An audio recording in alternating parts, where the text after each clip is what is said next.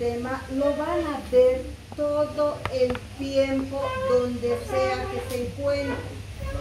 Van a ver complicaciones de la glándula tiroidea, casos de hipertiroidismo particularmente en adultos, pero lo más importante para la edad pediátrica es este tema, el hipotiroidismo congénito, porque resulta ser la primera causa de retardo mental que se puede prevenir.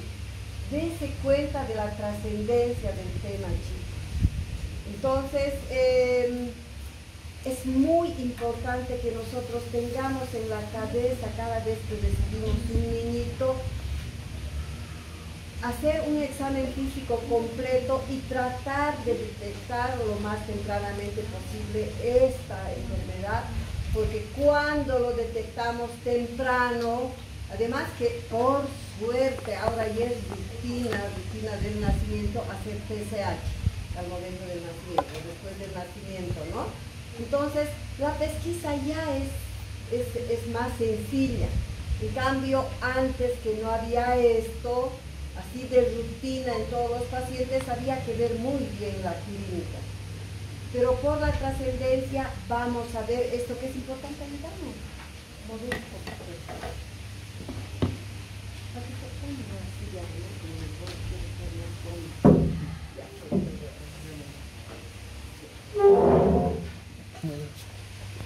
Entonces, vamos a empezar con el tema. Y el objetivo mismo sería este que les he dicho, la capacidad que nosotros tengamos de poder hacer el diagnóstico lo más tempranamente posible para evitar este cuadro que es tan grave. Como introducción del hipotiroidismo congénito, podemos decir que esta es una de las patologías de endocrinología pediátrica más frecuentes. Es la número 1 en pediatría. Y obviamente, ¿a qué se debe esta enfermedad? Se debe a la falta de hormona tiroidea. Ustedes saben cuán importante es esta hormona, es sistémica, tiene mucho que ver con múltiples situaciones en el desarrollo de nuestro cuerpo. Este hipotiroidismo puede ser transitorio, que lo encontremos por una determinada situación de la madre que dure muy poco, o puede ser permanente. Pero por el daño grave que puede acontecer es muy importante. Entonces, ¿qué es lo que conlleva a esta situación de retardo mental fundamentalmente? Es el desarrollo que tiene mucho que ver con una adecuada concentración de la hormona tiroidea. Entonces, fíjense, el libro dice, en esta primera parte, su periodo crítico en los primeros años, pero muy rapidito se contradice. Si bien es lo más grave lo que se toma en cuenta a veces, sin embargo, se toma en cuenta particularmente espacios menores a 6 meses incluso. Aún 6 meses ha dejado lesiones. Entonces hay que tratar de hacer este diagnóstico lo más tempranamente posible.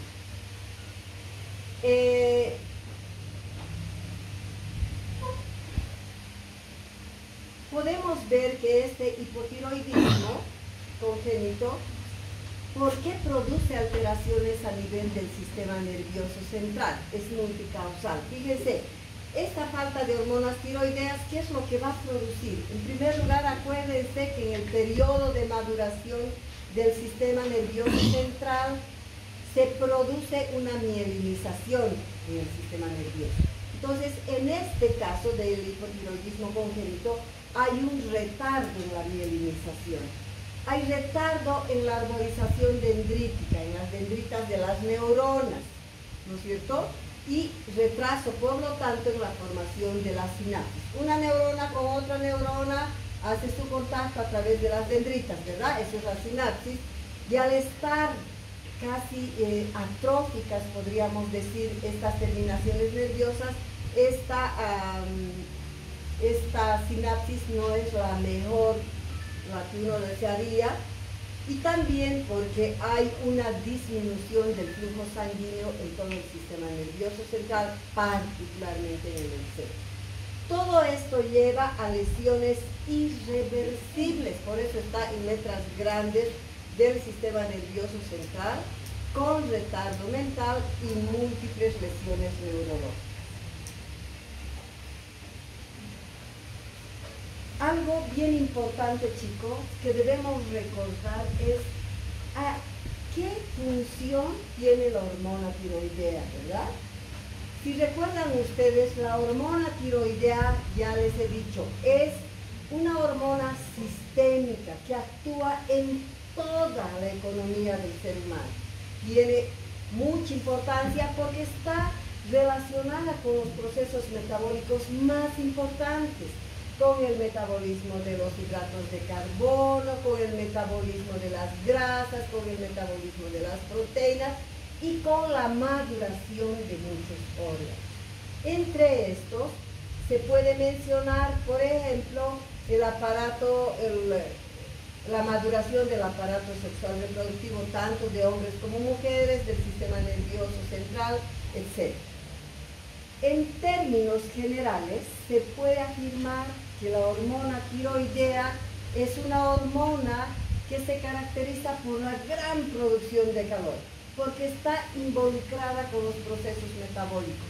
Y cuando existe un gran proceso metabólico, hay un gran consumo energético de oxígeno y por lo tanto, como desecho, se elimina el calor, ¿verdad?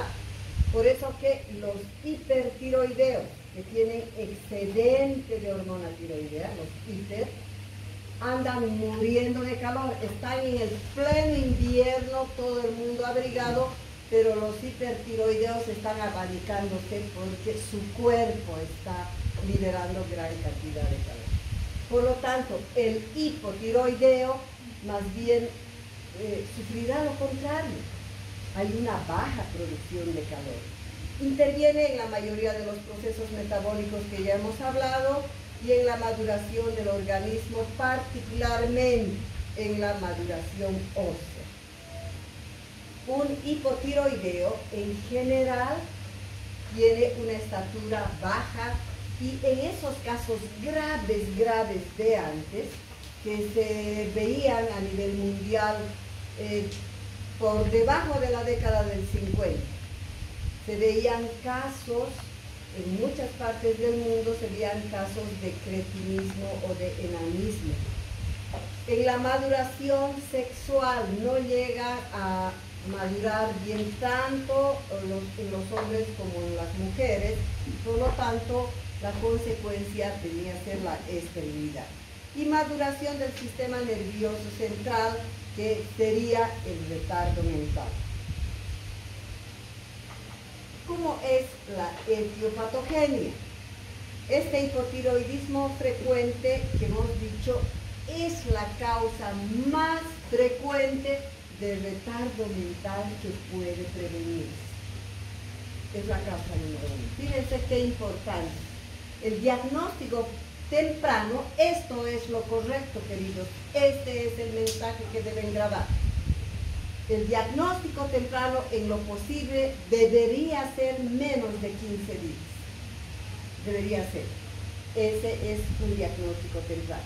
Por lo tanto, si yo hago un diagnóstico temprano y compruebo que este niñito tiene hipotiroidismo, el tratamiento oportuno es aquel que se hace inmediatamente.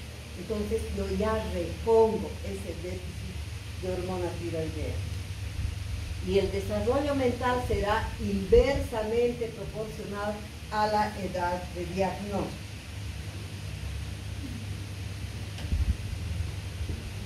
Fíjense, el 95%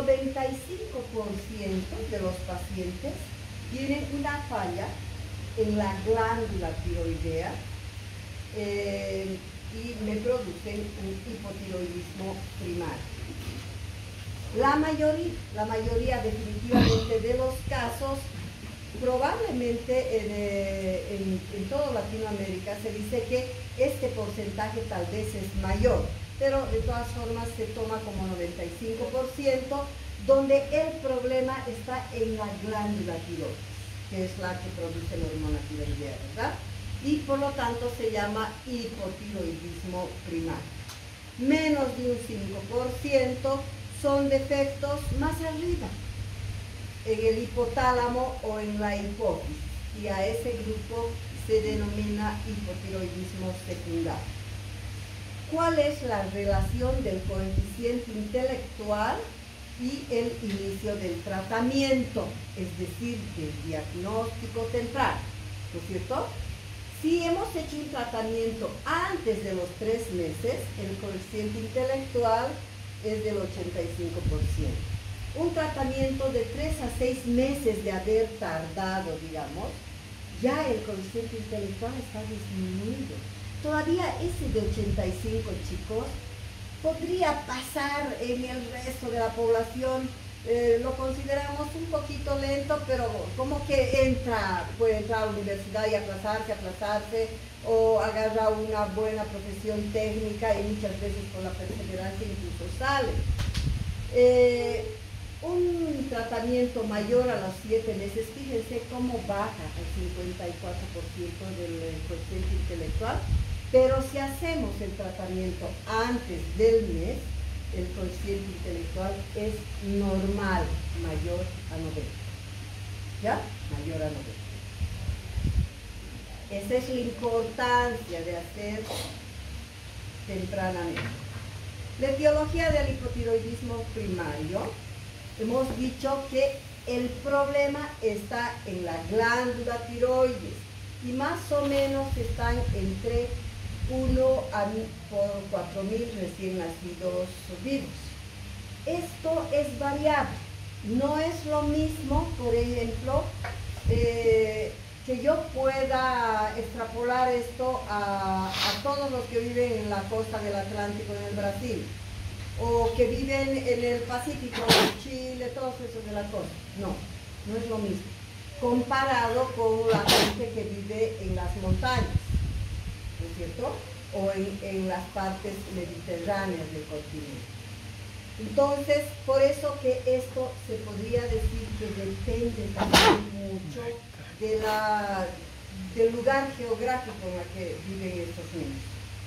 Y aquí las causas de este hipotiroidismo primario pueden ser fallas en la embriogénesis, es decir, en los primeros meses de formación del niño.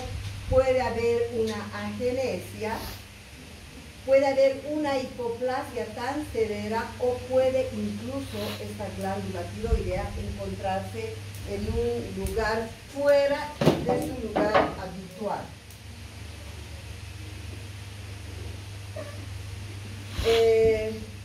También puede deberse a una secreción defectuosa de las hormonas por falta de yodo o por trastornos de algún proceso hormonal.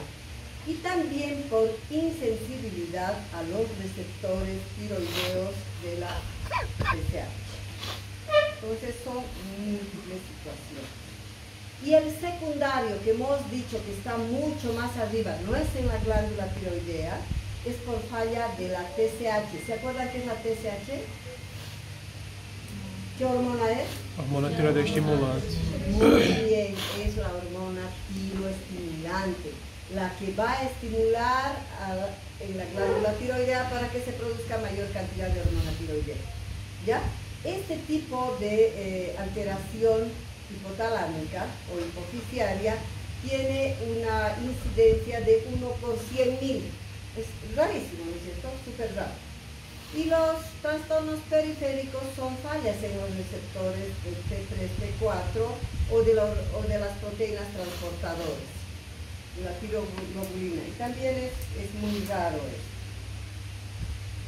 ¿Cuáles son las manifestaciones clínicas? Fíjense que la incidencia, ya dijimos, puede variar desde 1 en 3.000 hasta en 3.500 y adelante mencionaba el libro 1 en 4.000. El diagnóstico es difícil antes del mes de vida. No siempre nace el bebé, yo recibo a él y puedo hacer clínicamente el diagnóstico, no es tan sencillo. Tiene que ser un hipotiroidismo tan avanzado, chicos, tan fuerte que ya se note cambios, digamos, en la estructura facial o corporal del niño. Pero muchas veces nosotros vemos al niño y tiene una apariencia absolutamente normal, probablemente porque no era muy intensa esa baja de la hormona tiroidea. Al ser difícil el diagnóstico antes del mes de vida, generalmente puede el diagnóstico ser tardío, hasta más o menos 36 meses o más, por ser inespecífico. Pero para evitar esto que hemos hablado, que nos interesa, para evitar el retardo mental, se han implantado algunos programas de detección temprana. Siguen siendo válidas, es como en el caso de la tuberculosis. ¿Se acuerdan que les decía estos parámetros de Kaplan-Steger? Ahora con el Ginesper no tendrían, ¿verdad? Asidero. Sin embargo, hay lugares donde no tienen pues estos laboratorios. Lo mismo acá, no siempre, en los lugares bien pobres, en el área rural, probablemente no encuentran TSH así, a la mano. Ya ha nacido ahí, se ha ido. Y es justamente esta gente pobre la que llega a contraer estos cuadros, ¿ya? Entonces, vale la pena nomás que veamos estos programas de detección. Por eso que la última edición de los libros siguen manteniendo esto, queridos, porque es importante conocer. Signos de sospecha clínica de hipotiroidismo congénito. Uno, que nosotros veamos a un paciente que tiene hernia umbilical bastante gruesa, ¿ya? Que sea del sexo femenino. La hernia umbilical tiene un puntaje de 2. El sexo femenino es más frecuente que en el varón, por eso vale 1. Facies abotagada o edematosa así. En el nacimiento vale 2. Estreñimiento del pacientito vale 2. Este estreñimiento, chicos, no es un estreñimiento como tienen habitualmente los recién nacidos, de 2, 3, exagerando, tienen 4, ¿no es cierto? Estos son estreñimientos, pero fatales, dura una semana, 10 días, son terribles los estreñimientos, ¿ya? Enfriamiento, 1, macroglosia, es decir, que tienen la lengua y que sobresale la lengua, ¿verdad? Es una de las cosas que vemos nosotros muy frecuentemente y a veces es lo primero que nos llama la atención, ver al bebecito con la lengua abajo y sospechamos de 2 situaciones. ¿Cuál es una de hipotiroidismo y cuál es la segunda? Muy bien, síndrome de Down. El síndrome de Down, pero yo lo puedo descartar muy rápidamente, ¿verdad? Si tomo el diferencial, lo descarto muy rápidamente, porque el síndrome de Down tiene signos muy claros, tiene los ojitos rasgados, tiene la clinodactilia porque le falta una falange, tiene la línea simiana, puede tener hernia, ¿no? Igual es hipotónico como este, pero se descarta muy fácilmente porque tiene una fase bien típica, inconfundible, ¿no es cierto? El síndrome de Down. Hay hipotonía muscular, ictericia prolongada, piel seca áspera, fontanela posterior abierta. Fíjense que cuando nacen a término, fontanela posterior, que está ubicada en la unión de los 2 huesos parietales con el occipital. Ahí hay un triángulo. Esta, cuando nace un niño a término, ya está cerrada. Lo mismo que estas fontanelas laterales, ya están cerradas. La única en condiciones normales que está abierta es la cadera, ¿verdad? Esta fontanela. Gestación prolongada, que es 1, y peso mayor a 3.5. Ahora, fíjense estas cosas, chicos. Hernia umbilical, constipación, macroglosia, hipotonía, son resultado de que por acción de la hormona tiroidea hay una debilidad, hay una laxitud muscular, por eso que son hipotónicos, ¿ya? Esa es debido al efecto de la hormona tiroidea. Y esta es bien clave, el enfriamiento, en cambio en el otro está muriendo de calor, ¿verdad? Sumamos todo esto y hacen un total de 15 puntos, y si es mayor a 5 es muy sugerente de hipotiroidismo. Otros elementos que hacen sospechar que podría tratarse de un hipotiroidismo congénito es un embarazo mayor a 40 semanas. ¿Ya? Hay poca motilidad fetal, intrauterina, y el tratamiento materno es con antitiroideos, por ejemplo, como el propilfluoracilo o yodo, que me predisponen a que ese paciente pueda tener el hipotiroidismo. Residencia en lugares donde la tierra, los suelos tienen poca concentración de yodo. Enfermedades autoinmunitarias, particularmente en las personas mayores, anticuerpos maternos al receptor del TSH, y algo frecuente es que haya un antecedente epidemiológico de alguna afectación en un miembro de la familia. Que alguien haya tenido, el abuelo, el tío o alguien haya tenido hipotiroidismo, es decir, relacionado con los genes, ¿no? O con la herencia. Y creo que esto es, digamos, de las otras situaciones. Ahora, aquí vamos a ver nuevamente si nosotros hacemos la historia clínica y vamos en forma ordenada a hacer el examen físico de ese bebé, entonces veremos en la inspección, sin tocarlo al niñito, sin tocar, vamos a ver ictericia. Y la ictericia no es como la ictericia fisiológica que hace un acné de tercero, cuarto, quinto, sexto, séptimo día y luego baja, ¿verdad? En esta nosotros vamos a encontrar ictericias prolongadas de 2, 3, 4 semanas de ictericia. Y ese tiempo da para que la madre vaya, digamos, a sus primeros controles.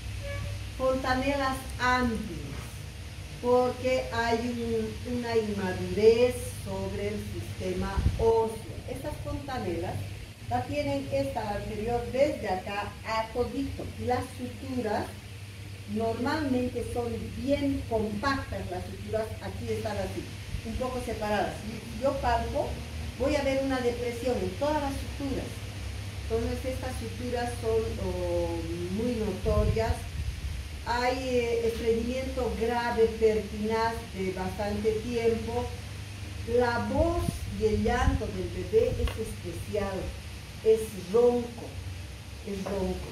Y una característica es que este niñito molesta muy poco a la mamá. La mamá dice, mi hijito es bien buenito, le doy su leche y está quietito, calladito, no molesta, es bonito. Lo que pasa es que este niño eso me tiene que hacer sospechar. No tiene que ser, es normal que el niño grite, llore, patalee, eso es bueno. Pero estos hipotiroideos son así, bien santitos, hipoactivos, la piel áspera, pálida y además con tendencia a la hipotermia debido a que hay poca producción de calor.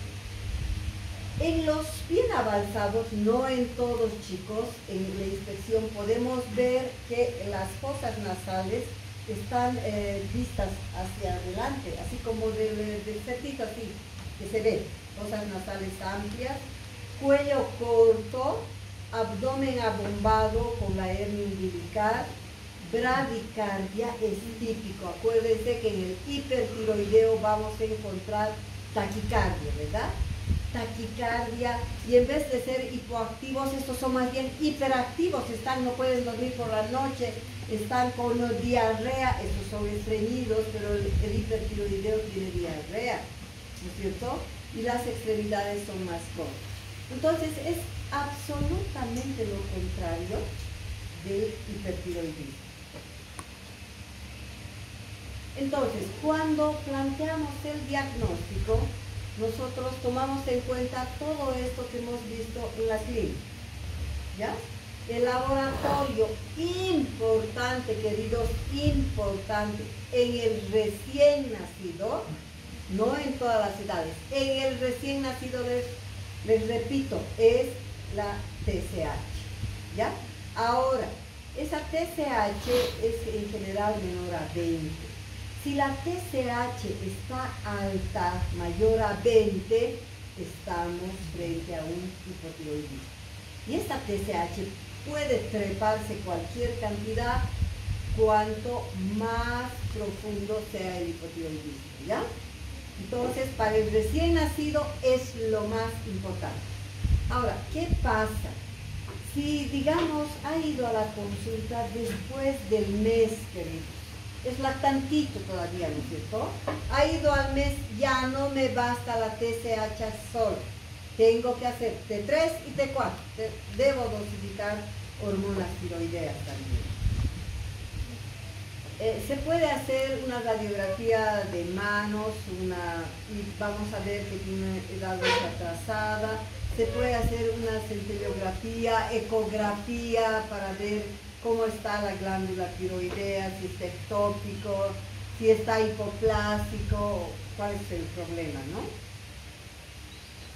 Y el tratamiento, lo ideal es que sea temprano, y hemos dicho muchas veces, antes de los 15 días. El medicamento de elección es sustituir pues, con hormona tiroidea, ¿no es cierto? La levotiroxina. Y la dosis de inicio será alta de 10 a 15. Y el manejo y control, queridos, siempre por endocrinología. No puede hacer el pediatra general, menos el médico general. Esto lo hace el endocrinólogo. El pronóstico será excelente si el diagnóstico ha sido temprano y será pésimo con retardo mental irreversible, no se olviden eso, irreversible si está aquí. También puede haber un hipotiroidismo en el niño grande y adolescente, ¿ya? Este hipotiroidismo también en este grupo etario de escolares y adolescentes sería la enfermedad endocrinológica más común también. Y puede ser primaria o secundaria. Las más frecuentes son las, en esta edad ya de niños grandes, serían las tiroiditis autoinmunes, el bocio endémico, el hipotiroidismo familiar. Y la sintomatología en estos niños, hay retraso del crecimiento, hay amenorrea, disminución del rendimiento escolar, incremento de peso de causa inaparente. Los padres, uno les dice tu bebé está obesa, pero si no come mucho, y a veces no les creemos. Entonces tenemos la obligación, después de hacer un examen físico, ver cómo va en la escuela, etcétera, ver su rendimiento. Si es buen alumno, seguro que no están equivocados. Pero si no va muy bien, sí tenemos que mandar al endocrinólogo o solicitamos nosotros T3, T4 más TSH. Están esas alterados y va al endocrinólogo, ¿ya? Entonces tenemos que hacer eso. El diagnóstico es la clínica, T3, T4 y TSH, y es grande. Desde el mes ya se pide hormonas tiroideas. Incluso si es muy grave, desde pequeñitos ya piden esto. El tratamiento, igualito, tiroxina de 5 a 6 durante el primer año, luego se baja y siempre debe manejar el endocrinólogo. Y finalmente hay una forma muy particular que se llama bocio endémico, que ya no, yo creo que ustedes ya no han visto esos bocios gigantes, o si han visto alguna vez en el campo, bocios, ¿sí? Eso era cotidiano ver todavía en la década del 60 a estos campesinos ya mayorcitos, a los pobres particularmente, en la década del 60, 70, porque ya eran adultos estos, y tenían estos bocios gigantes, ¿no? Entonces, ¿Qué dice? ¿Qué es el bocio? Es cualquier aumento de la glándula tiroides. Puede ser difuso o puede ser nodular. Y es, en general, es de tipo compensatorio. ¿Saben qué quiere decir eso? Que digamos, con su glándula tiroidea normal, hay una baja en la producción de la hormona tiroidea. Entonces tendría que ser como resultado un hipotiroideo. Sin embargo, el organismo es tan increíble, compensa incrementando el volumen glandular. Lo hace más grande y como es más grande la glándula, aunque sea hipofuncionante, sumando toda la cantidad de esa glándula grande, llega a producir una cantidad normal. Por eso se dice que es eutiroideo, es decir, que está bien, no tiene alteración, ha llegado a compensar su producción hasta un nivel normal. Por eso se habla, es de tipo compensatorio, ¿ya? Sin embargo, algunos pueden tener nódulos o bien hiperfuncionantes o la glándula misma ser hiperfuncionante. En la adolescencia hay un incremento bociógeno que se la puede considerar entre comillas normal, que después desaparece. Y es frecuente este problema en países mediterráneos que tienen falta de yodo. Probablemente hasta la década del 50, la yodificación, chicos, de la sal era muy escasa y no era bien controlada. Aquí en Bolivia, por ejemplo, traían la sal en terrones, así como unos terrones grandes. Llegaban desde el Salar de Uyuni caravanas grandes de llamas trayendo su cargamento de sal. Y llegaban a todo el valle. O sea, toda la conurbación, imagínense, Tiquipaya, Quillacollo, Sacaba, todo el Valle Alto, Punata, Clisa, en todo lado, particularmente se iban al área rural. Y entonces ellos intercambiaban la sal con producto, con maíz, papa, trigo, les dejaban sal y se iban cargados de los productos del valle. Y regresaban después de 6 meses, ¿no? Entonces más o menos era así, cotidiano esto, ya no hay más, porque se descubrió esta sal que trae el Salar de Uyuni, no es yodada. Tiene que ir a una planta procesadora donde van a realizar la yodación.